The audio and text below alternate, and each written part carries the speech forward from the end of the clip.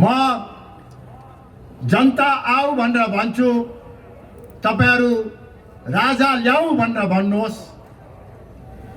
म जनता आऊ भन्छु, तपाईहरु हिन्दू राष्ट्र ल्याऊ भन्नुहोस्।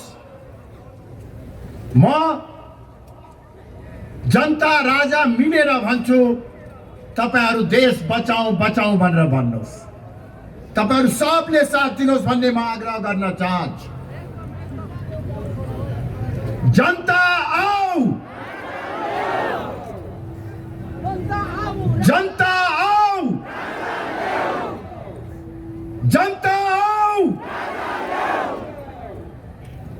अब हिन्दू राष्ट्र में जनता आऊ,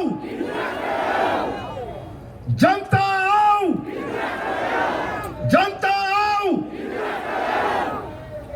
अब जनता राजा मिलेर भन्छु, तपाईहरु देश बचाऊ भनेर भन्नुहोस्। जनता राजा मिलेर, जनता राजा मिलेर, जनता राजा मिलेर। धन्यवाद साथीहरु। यही नारा भन्नुहोस् या सन्देश जनताको मन मस्तिष्कमा पुर्याउनका निमित्त, जनतालाई जागरुक तुल्याएर राज संस्थाको पुनर्स्थापना गर्नका निमित्त, जनताको शक्तिको आधारमा हिन्दू राष्ट्रको पुनर्स्थापना गर्नको निमित्त र जनता र राजा मिलेर देश बचाउन र देश बनाउनका निमित्त नै आज राष्ट्रिय प्रजातन्त्र पार्टी सडकमा आएको छ। हामी कुनै रहरले काम नपाएर शोक पूरा गर्न, घाम ताप्नको निमित्त सडकमा आएका होइनौं। आदरणीय दाजुभाइ तथा दिदीबहिनीहरू, हाम्रो देश, हाम्रो मातृभूमि नेपाल इतिहासकै सर्वाधिक कठिन र संकटपूर्ण घडीबाट गुज्रिराखेको छ। आम नेपाली दाजुभाइ तथा दिदीबहिनीहरूलाई साथी राखेर सबै राजनैतिक दलका नेताहरूलाई विनम्रतापूर्वक आग्रह गर्न चाहन्छु, यो संकटको घडीमा हामीले जिम्मेवारीपूर्ण ढंगबाट काम गर्न सकेनौं भने मुलुकको राष्ट्रिय स्वाभिमान, राष्ट्रिय एकता र राष्ट्रिय अखण्डता संकटमा पर्न सक्दछ। यदि हामीले जिम्मेवारीपूर्वक काम गर्न सकेनौं भने म प्रधानमन्त्री केपी ओली, नेपाली कांग्रेसका सभापति शेरबहादुर देउवा,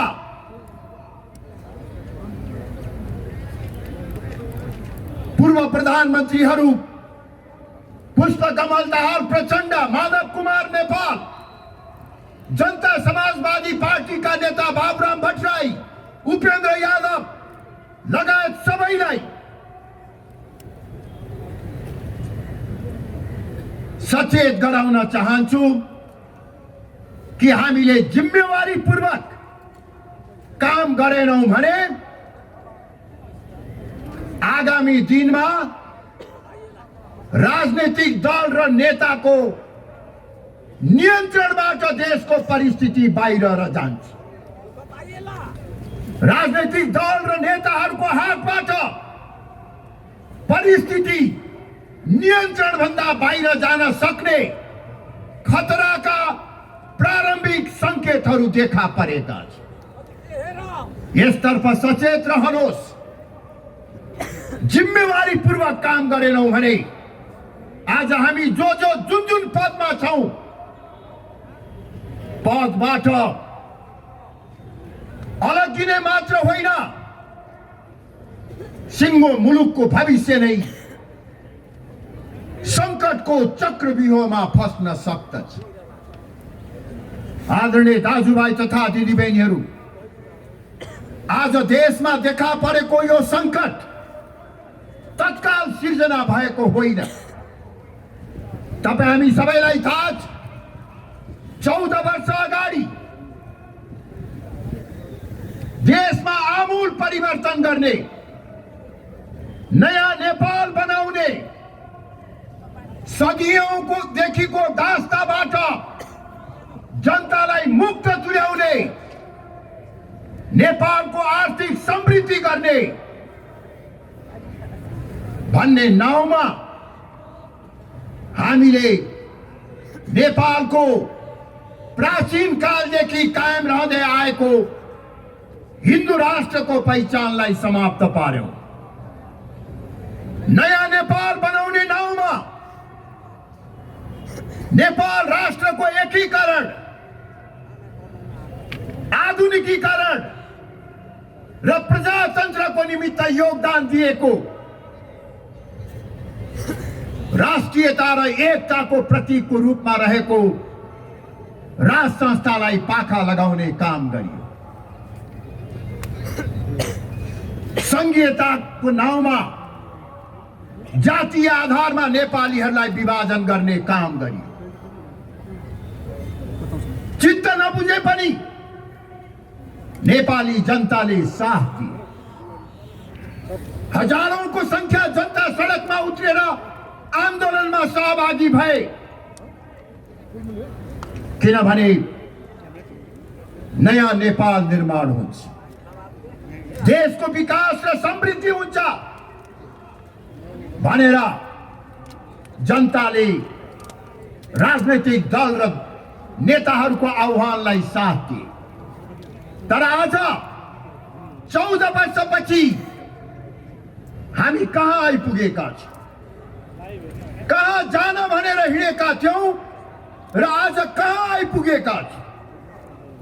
म यहाँ उपस्थित हुनुभएका आदरणीय दाजुभाइ तथा दिदीबहिनीहरू,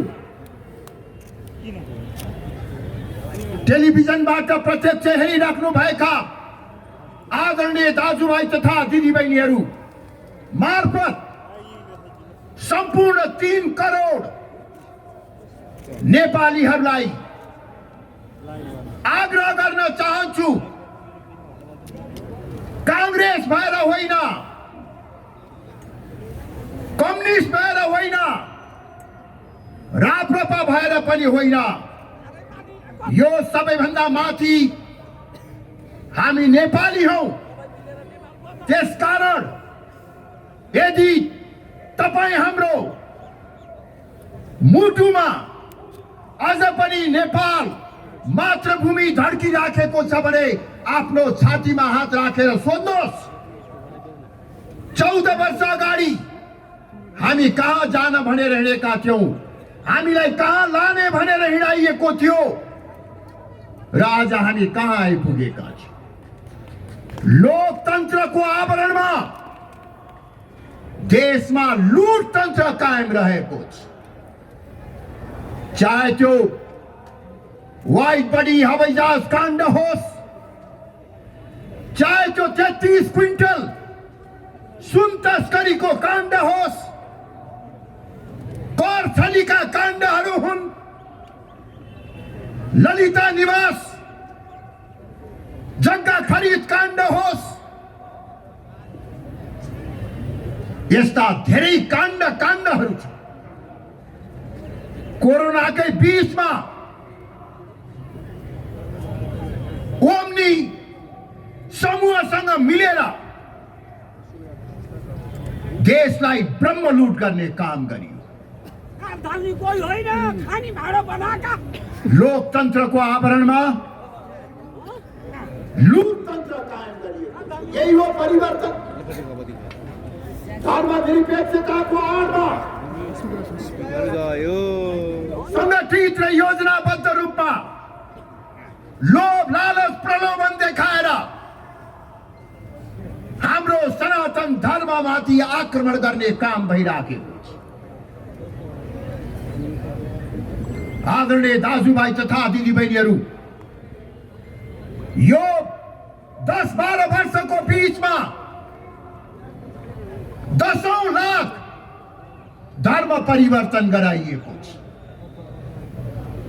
धर्म परिवर्तनको निशानामा सबैभन्दा बढी आदिवासी, जनजाति र दलित समुदायका व्यक्तिहरू परेका छन्। नेपालको सदियौंदेखि कायम रहँदै आएको धार्मिक सांस्कृतिक पहिचानलाई समाप्त पार्ने काम भइराखेको छ। यही हो परिवर्तन।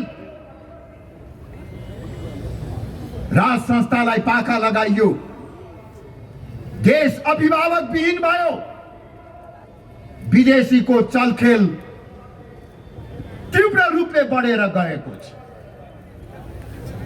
केही दिन अगाडि मात्रै नेपाल कम्युनिस्ट पार्टीको घर झगडा मिलाउनका निमित्त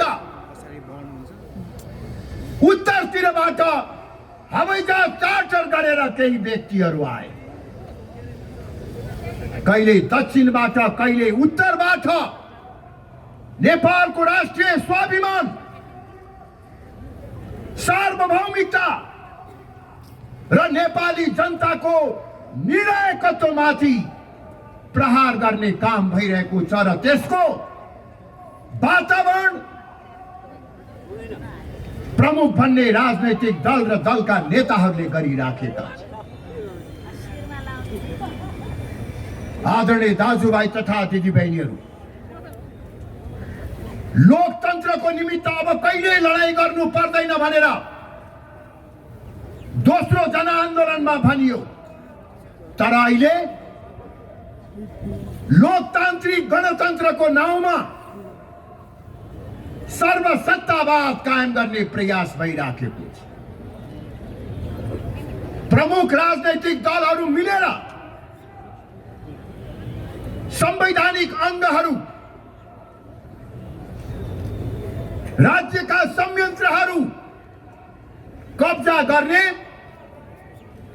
र देशमा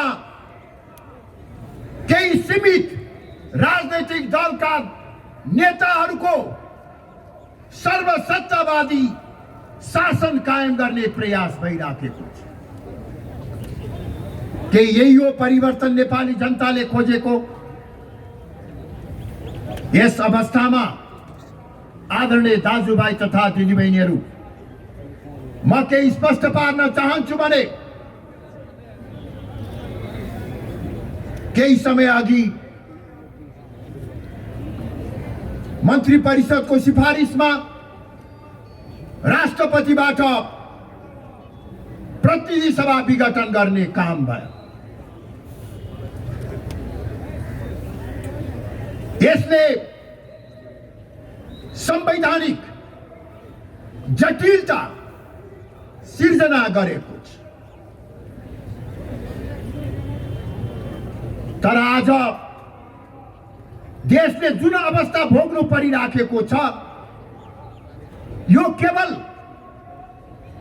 वर्तमान सरकार, एउटा दल वा एउटा नेताहरूको कारणले मात्र होइन। उहाँहरूको गल्ती छ, उहाँहरू दोषी हुनुहुन्छ। यो भत्काउन र बिगार्नको निमित्त सीमित राजनैतिक दल र तिनका नेताहरू जिम्मेवार छन्। तर मुख्य रूपमा भन्ने हो भने अहिले देशले भोग्नु परिरहेको संकट, विकृति र विसंगतिको मुख्य कारण 14 वर्ष अगाडि सुरु गरिएको बाटो र विचार नै गलत छ। बाटो गलत भएपछि, विचार गलत भएपछि ड्राइभर जतिसुकै राम्रो भए पनि गन्तव्यमा पुग्न सकिँदैन। यो यथार्थलाई दृष्टिगत गर्दै देशको वर्तमान सङ्कटबाट मुक्तिको निमित्त अब नयाँ ढङ्गबाट अगाडि बढौँ भन्ने म सबै राजनैतिक दलहरूसँग आग्रह गर्न चाहन्छु। तपाईहरुले महान उपलब्धि भनेको गणतन्त्र, संघीयता र धर्मनिरपेक्षताको हामीले 14 वर्ष अभ्यास गरिसक्यौं। यो अभ्यासको अनुभवबाट पाठ सिकेर अब यस्तो राजनैतिक प्रणाली निर्माण गरौं जहाँ राजादेखि विप्लव माओवादीसम्म, कांग्रेस, कम्युनिस्ट, मधेसवादी सबै राजनैतिक दल र शक्तिहरू अटाउन सक्ने राजनैतिक प्रणालीको विकास गरौं। त्यो असम्भव छैन यदि हामीले देश र जनतालाई केन्द्रबिन्दुमा राखेर सोच्ने हो भने त्यो असम्भव छैन। यसैगरी नेपालको राष्ट्रिय पहिचानलाई कायम गर्नको निमित्त पूर्ण धार्मिक स्वतन्त्रता र समानता सहितको सनातन धर्म सापेक्ष हिन्दू राष्ट्र स्थापना गरौं। संघीयताको वर्तमान स्वरूप बारे पुनरावलोकन गरौं। हामीले राज संस्थाको कुरा गरेर निरंकुश राजतन्त्रको कुरा गरेको होइन। हामीलाई थाहा छ अहिले देशमा ठूलो संख्यामा गणतन्त्र पक्षधर जनताहरू पनि छन्, परिवर्तनकारीहरू पनि छन्। त्यसर्थ हामीले परिकल्पना गरेको राज संस्था परिवर्तनकारी शक्ति गणतन्त्रवादीहरूलाई पनि चित्त बुझ्ने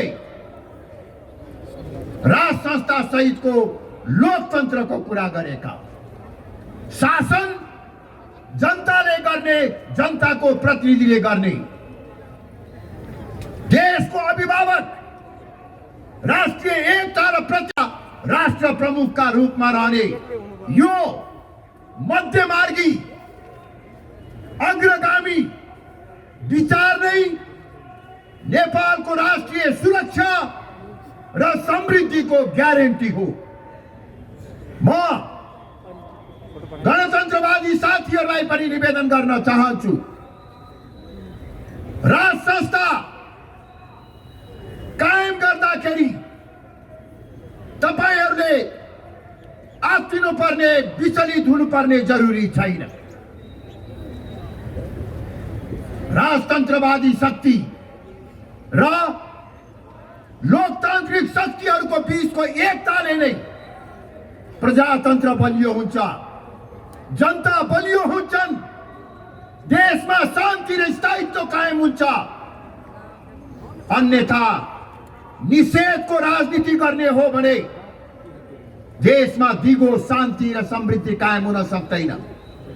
तपाईहरुले हिजो गणतन्त्रको कुरा गर्दा, लोकतन्त्रको कुरा गर्दा राज संस्थालाई निषेध गर्नुभयो, धार्मिक स्वतन्त्रताको कुरा गर्दा हिन्दू राष्ट्रको पहिचानलाई निषेध गर्नुभयो।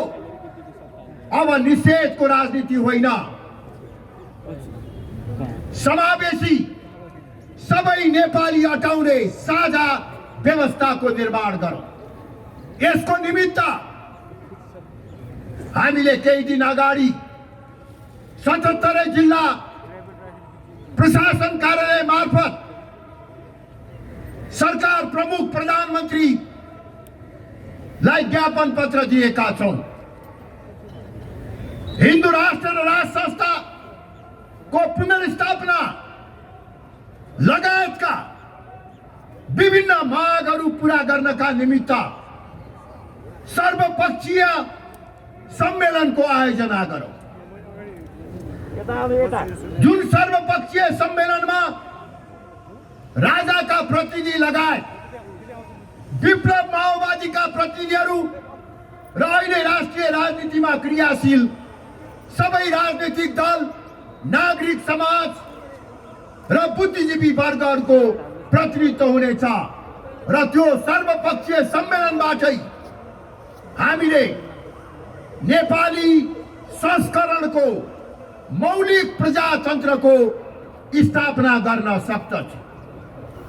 यदि समयको यो मागलाई, जनताको यो भावना र चाहनालाई सम्बोधन नगर्ने हो भने अब फेरि देश द्वन्द्वतर्फ जान सक्दछ। मैले अघि नै भनिसकेको छु कि राजनैतिक दलका नेताहरूले जिम्मेवारी पूर्वक नसोच्ने हो भने देश द्वन्द्वतर्फ जान सक्दछ र त्यो द्वन्द्वको अवस्थामा कांग्रेस, कम्युनिस्ट, मधेसवादी दलहरूको नियन्त्रणमा वा ती नेताहरूको हातमा परिस्थिति रहने छैन, परिस्थिति अन्तै जान्छ। त्यसकारणले ढिलो नगरिकन साझा व्यवस्था, साझा प्रणाली निर्माण गर्ने तर्फ लाग्यो। जहाँसम्म राज संस्था र हिन्दू राष्ट्रको कुरा छ, अब यो केवल राप्रपाको मात्रै एजेन्डा छैन। हिजो कठिन घडीमा राप्रपाले बोकेर हिँड्यो होला, तर अब यो आम नेपाली जनताको एजेन्डा बनिसकेको छ।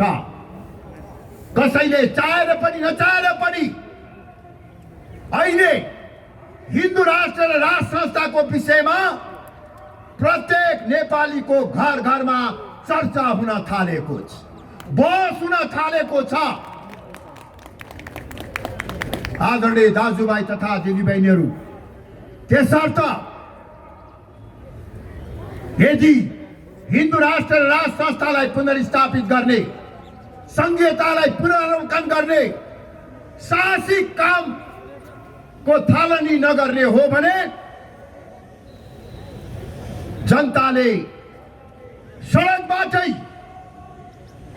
आफ्ना मान्यताहरूलाई स्थापित गर्नुपर्ने परिस्थिति निर्माण हुन्छ र राप्रपा त्यसको निमित्त पनि तयार भएर आएको कुरा म सम्बन्धित सबैलाई जानकारी गराउन चाहन्छु। हामी यो देश बचाउनका निमित्त, यो देश बनाउनका निमित्त, प्रजातन्त्रलाई बलियो बनाउनका निमित्त, राष्ट्रियतालाई बलियो बनाउनका निमित्त, नेपाली जनताको आर्थिक समृद्धिका निमित्त आवश्यक पर्यो भने मर्न मार्नको निमित्त पनि तयार भएर अब सडकमा आएका छौँ। हामीले टाउकोमा कफन बाँधेर आएका छौँ। त्यसकारणले गर्दाखेरि यसलाई चेतावनी होइन, यो समयको मागका रूपमा बुझ्नका निमित्त सिंहदरबारका शासकहरू र शीतल निवासका शासकहरूलाई म सार्वजनिक रूपमा आह्वान गर्न चाहन्छु।